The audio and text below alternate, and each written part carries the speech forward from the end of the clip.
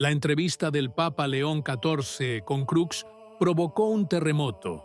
En lugar de unir, reavivó las tensiones y el espectro del cisma parece ahora más cerca que nunca. El Papa León eligió la revista Crux para su primera entrevista de gran alcance, y las reacciones fueron inmediatas. En cuestión de horas, la discusión ya se centraba en un punto que ha alimentado el debate católico durante años: la misa tradicional. Para muchos fieles apegados a la liturgia antigua, la cuestión no es marginal, sino vital. No se trata de una preferencia estética, sino del derecho a acceder a la forma secular en que la Iglesia preservó los sacramentos hasta el Concilio Vaticano II. Aquí es donde se enciende la mecha. Cada vez que un pontífice toca el tema, aunque sea fugazmente, el frente tradicional se unifica y reacciona con fuerza, viendo cada matiz como una señal de apertura o de represión. La entrevista con León XIV no es una excepción. De hecho, parece reiterar las mismas tensiones que ya se habían visto con Traditionis Custodes, un documento que había limitado drásticamente el uso del antiguo misal. La diferencia, si acaso, radica en el tono, más dialogante, pero no menos ambiguo.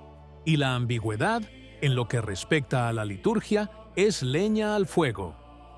A medida que aumentaban las reacciones a la entrevista de Leone, el cardenal Burke provocó una tormenta cuando, hablando de los católicos apegados a la liturgia antigua, los tildó de ideólogos de la misa latina. Una frase que ha dolido e irritado mucho a los creyentes tradicionales, porque reducir su lealtad a una cuestión ideológica suena a deslegitimación, casi a acusación de fanatismo. Ciertamente no fue la declaración más prudente que un cardenal podía hacer, pero el hecho es que Burke, habitualmente percibido como un defensor de la tradición, quería marcar su distancia respecto de esa franja que considera excesivamente militante. Hay aquí una aparente contradicción, porque sus palabras llegan justo en el momento en que la entrevista de León XIV provoca reacciones en gran medida vinculadas al tema litúrgico. Así, en lugar de unir al frente conservador, el cardenal lo ha dividido, dejando espacio a un debate interno. ¿Hasta qué punto la defensa de la misa antigua puede degenerar en ideología? ¿Y quién decide cuándo se cruza ese umbral? La pregunta sigue sin respuesta, pero mientras tanto, la percepción difundida es que incluso entre los llamados guardianes de la tradición, existe una creciente tentación de aislar a los fieles más intransigentes, como si fueran una carga embarazosa. El verdadero terremoto se produjo cuando el Papa León XIV, en su entrevista con Crux, abordó la relación entre doctrina y moralidad. Respondiendo a una pregunta sobre las nuevas identidades sexuales, el pontífice afirmó que antes de hablar de cambios doctrinales, es necesario cambiar las actitudes.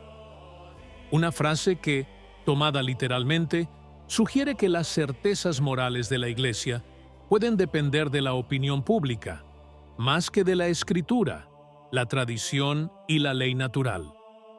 Muchos observadores recordaron inmediatamente los precedentes: Amoris Laetitia y Fiducia Supplicans, documentos que no reescribieron formalmente la doctrina, sino que la flexibilizaron hasta el punto de invertir su percepción.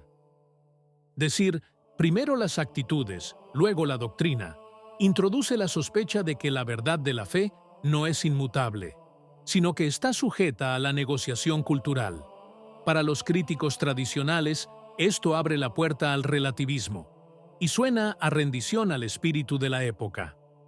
Las primeras voces críticas no se hicieron esperar.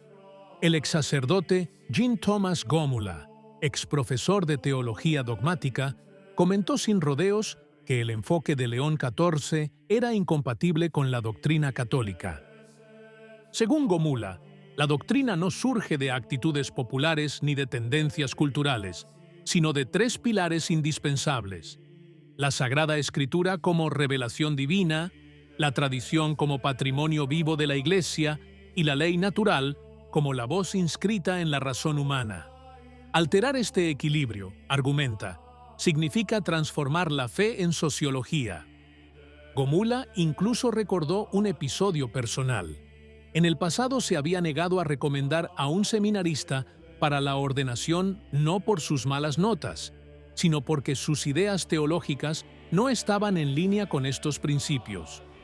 A la luz de esto, leer a un papa que parece subordinar la verdad revelada a un cambio de mentalidad parece, para él, una señal grave.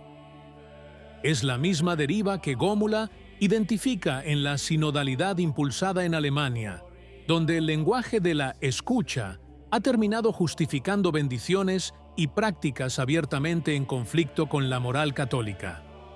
Otra lluvia de críticas provino de los análisis de WM Review y LifeSite News, que interpretaron las palabras de León XIV como una apertura implícita a la revisión de enseñanzas que la Iglesia siempre ha considerado inmutables.